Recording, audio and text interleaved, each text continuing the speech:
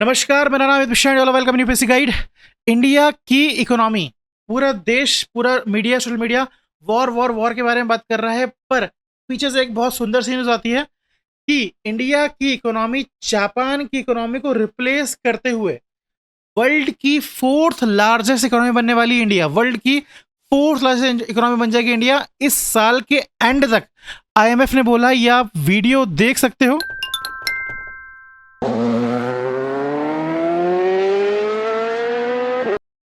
और आईएमएफ ये भी बोलता है कि 2027 तक 5 ट्रिलियन की इकोनॉमी बन जाएगी और 2030 तक हम 7 ट्रिलियन तक पहुंच जाएंगे।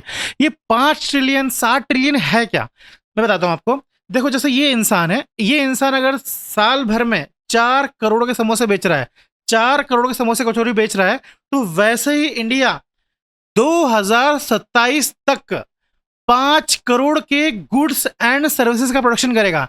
गुड्स एंड सर्विसेज का प्रोडक्शन करना मतलब वस्तुएं और सेवाओं का प्रोडक्शन करेगा, ये होता है। और 2030 तक 7 ट्रिलियन गुड्स एंड सर्विसेज, वस्तुओं और सेवाओं का प्रोडक्शन करेगा इंडिया। ठीक है।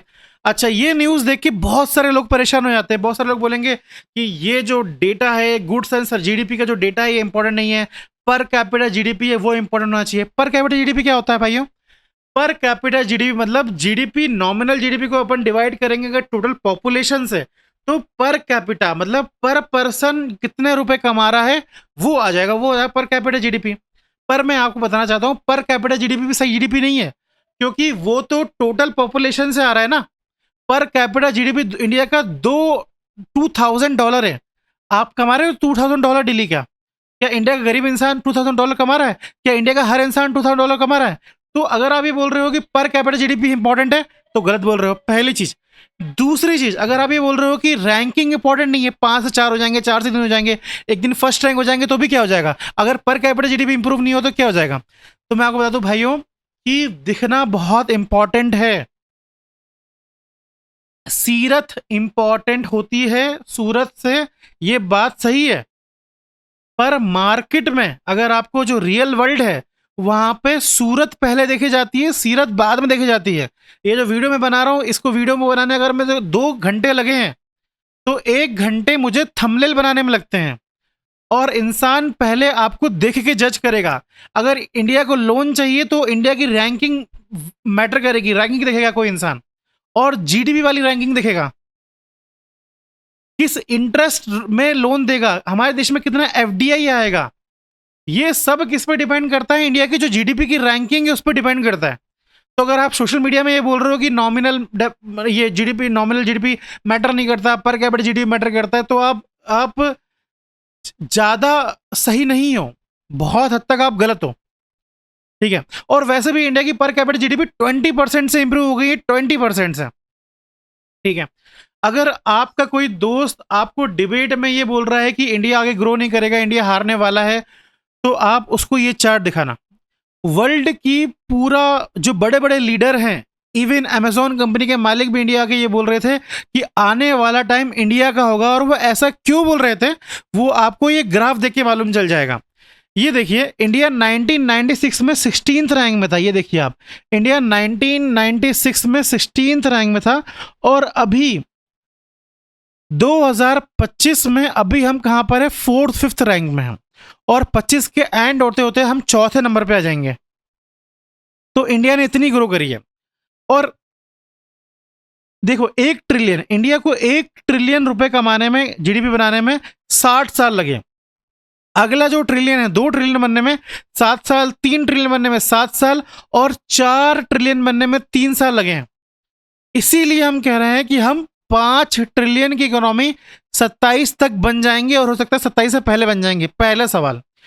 दूसरा सवाल, आप लोग मनी मनी ये बोल रहे होंगे कि इंडिया 15 साल, इंडिया चाइना से 15 साल पीछे है, और इंडिया कभी चाइना की बराबरी नहीं कर पाएगा। पूरे मतलब आप पॉडकास्ट में ही चल रहा है आजकल।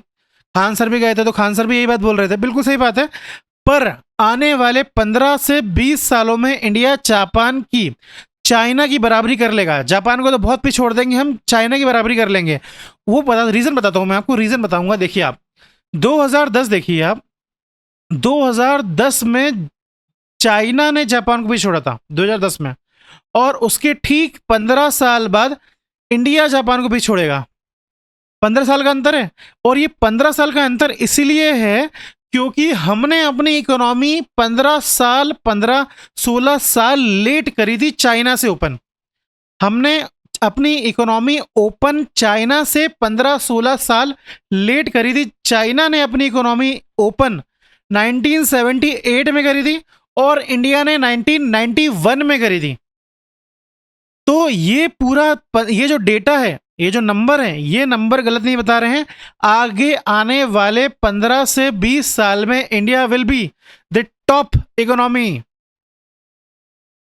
ठीक है, ये ग्राफ देखिए आप, ये ग्राफ 2000 सालों का ग्राफ है। ये 2000 year of economic history in one chart है। ये जरा देखिए आप, देखो ये लाइन देखो आप, ये वाली लाइन देखो, 1970 का टाइम है।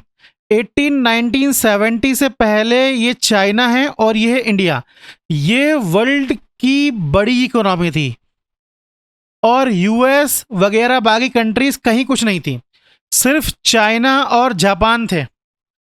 पर फिर जब कोलोनाइजेशन शुरू हुआ उसके बाद चाइना और इंडिया का देखिए ग्रोथ कितनी कम हो गई। और ये लोग पूरा यूरोपियन कोलोनाइज कंट्रीज, ब्रिटेन, ये पूरा पैसा चाइना और इंडिया से ले जाते गए और हमें पुअर करते गए।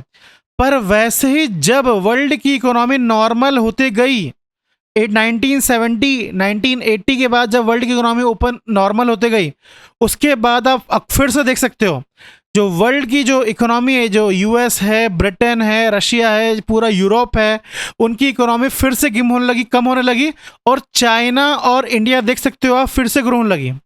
इसीलिए कह रहे हैं पूरे वर्ल्ड के लोग, बड़े बड़े इकोनॉमिस्ट, कि फ्यूचर इंडिया और चाइना है। चाइना ने अपना हिस्से की ग्रोथ कर ली है, उसकी पॉपुलेशन कम हो रही है, उसकी जो एज है, जो उसकी मिडिल एज है, उसकी मिडिल पर्सन की एज अब बढ़ गई है।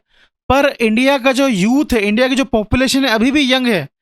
इसीलिए आने वाले 15 से 20 साल चाइना और इंडिया के, इसीलिए बोल रहे हैं विथ डेटा विथ प्रूफ। ठीक है, ये देखो आप, 64 ट्रिलियन डॉलर लेके गए हैं ये लोग, ब्रिटिशर्स हमारे यहाँ से। और इंडिया और इससे अच्छा ग्रो कर सकता था अगर इंडिया के जो पड़ोसी हैं, ये बांग्लादेश और ये पाकिस्तान जैसे लोग नहीं होते थे अगर। और वैसे भी जो चाइना की जो ग्रोथ है, चाइना और ये जो ब्रिटेन और यूएस की जो ग्रोथ है, ये कोलोनाइजेशन की वजह से ग्रोथ हुई है। चाइना ने WTO के जो रूल्स है उसे इलीगली यूज करा है। चाइना ने अपनी करेंसी को डीवैल्यूएट करके अपना एक्सपोर्ट बढ़ाया है और तब जाके उसके पास इतना पैसा आया है, तब जाके उसकी मैन्युफैक्चरिंग इतनी स्ट्रांग हुई है। हमारी कंट्री ने कोई डीवैल्यूएशन नहीं करा है, तब जाके हमारी कंट्री इतने आगे हैं। कम्युनिस्ट कंट्री, मोनार्की है चाइना, उसके बाद नो डेमोक्रेसी इन चाइना। हमारी कंट्री डेमोक्रेसी है, लार्जेस्ट पॉपुलेशन है, उसके बाद हम इतनी ग्रोथ कर रहे हैं। मतलब लिटरली ग्रोथ इसे कहते हैं। ठीक है, अगर आपको हमारे यूपीएससी का कोर्स ज्वाइन करना है, फाउंडेशन कोर्स ज्वाइन करना है, तो उसकी फीस बहुत कम है।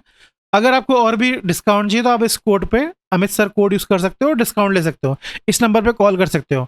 और हमारा 1-to-1 मेंटरशिप का जो कोर्स है वो फ्री है। पहला जो कॉल है वो फ्री है, आप इसे कॉल करके हमसे 2 घंटे 3 घंटे बात करके पूरा साल भर का प्लान बना लो और डिसाइड कर लो कौन सी बुक कब पढ़नी है, आप ये कर सकते हो। और हमारे टेलीग्राम चैनल में जुड़ सकते हो, कोई भी इंपॉर्टेंट बुक्स या पीडीएफ अगर आपको चाहिए तो आप हमारे टेलीग्राम चैनल में जुड़ सकते हो। और उसके जुड़ने का कैसे जुड़ सकते हो, ये QR कोड के थ्रू जुड़ सकते हो। ठीक है, इस नंबर पर कॉल करिएगा, हमारे वेबसाइट पे जाइएगा। Thank you very much.